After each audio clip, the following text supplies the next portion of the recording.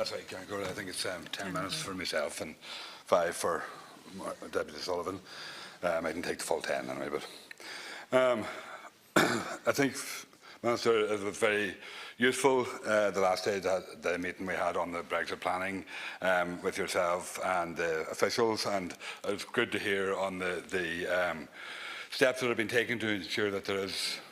things keep functioning in the event of a no-deal Brexit, and that's very important. And I think it's reassuring for the people of Donegal that stuff like medical care and that is vitally important for the lives of people in my county, that is prepared to continue on, and that hopefully, and I think it's clear from your officials that it can be continued on regardless of whether Britain leaves the EU or not, and that is vitally important for everybody living in border areas that does happen. And I think some work needs to be done from previous contributions around cross-border workers and whether that can continue on as well, because that's vitally important and people really do need to know that, because there's thousands of people in Donegal and then many more thousands right across the whole border that are working across the border and living in Donegal and working from the north and living in the north and working in Donegal as well. So that needs to be clarified, and I think I welcome the fact that about the medical care that is worked on and being worked on, so that's positive. I think it's interesting that throughout the whole thing, and there hasn't been any discussions on it, is on relation to fishing and the fishing industry and what's happening. I heard the Taoiseach today on Leaders' Questions talking about that the fishing has been protected at the European level. But is it at the European level at all going to happen in relation to fishing, or is there anything going to happen here at an Irish level? Because it wasn't included in any of the talk we had at the last day in relation to the preparations. And indeed, the operational fishing and the fishing isn't mentioned in the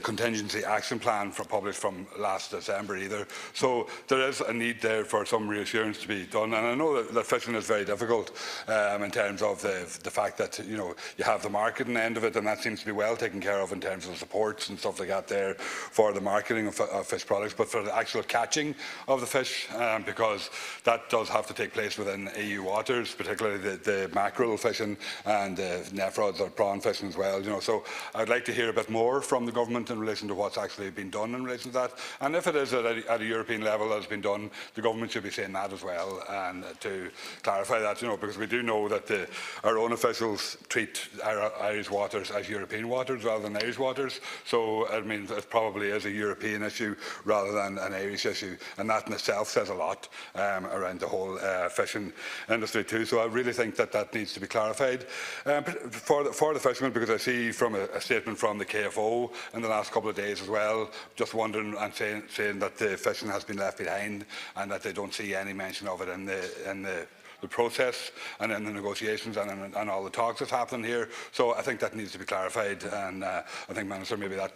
could be clarified. I know you're looking a bit surprised, but maybe that needs to be clarified, I think, to ensure that the message is out there. I would like to the main thing I wanted to talk about is actually the proposals around the backstop, and that it's vitally important, which it is, and but I think it's under threat, and I think the government would be very.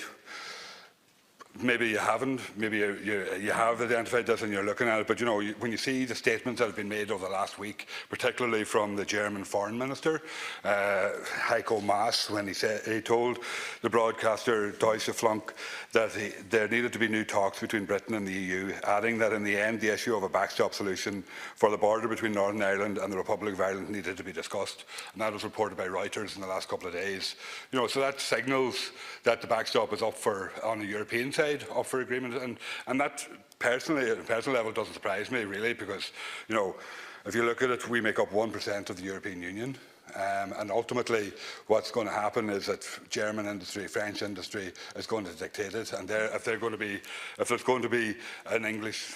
crash out of the Union over the backstop, they're going to drop the backstop, and that's the reality, and that's the difficult situation that you find yourselves in, and that we as a country find ourselves in as well. And that's the one problem I've had with this all along, is how much store we've put on Europe to look after us when they really won't. We see how they dealt with the bank crisis, and we see how they dealt with the bailout and how they looked after us there, and forcing 50 billion euros worth of debt on top of us and on top of the Irish citizens. And we see that working out even now today in terms of people and houses under threat and houses being repossessed. It's been moved away from state debt to personal debt, but that's still the outworkings of the crash and what's been forced on us by Europe. So I don't see Europe as our friends, and I see that ultimately it will come down to their national interests, and how do we protect ourselves in relation to that. I know it's a difficult situation. We're in between a rock and a hard place, but that is the reality, and I think by putting too much store on Europe to deal with it, we're leaving ourselves open, and that really is a problem. And so I think we need to be careful. And I know also the French have said that they are fully supportive of the backstop. But that's. We see the messages that are starting to break up, and it's interesting during the week when we heard the Brits talking on the radio about the fact that everything comes down to the wire in Europe, and negotiations go down to the wire. So maybe they're playing a long game and bringing it down to the wire and bringing it to the end, so that Europe will blink and the Brits will blink, and you'll have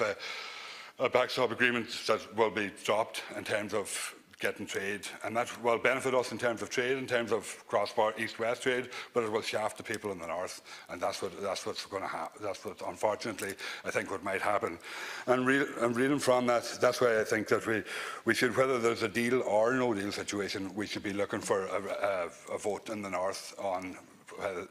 reunification, because ultimately that is the only solution. Because if Ireland was reunified, then the Brits could do whatever they wanted, and that would ultimately be the best solution for us in the long run. And I think that's something that has to come onto the government's radar as well, and this may be the way that it can actually happen. Thank you.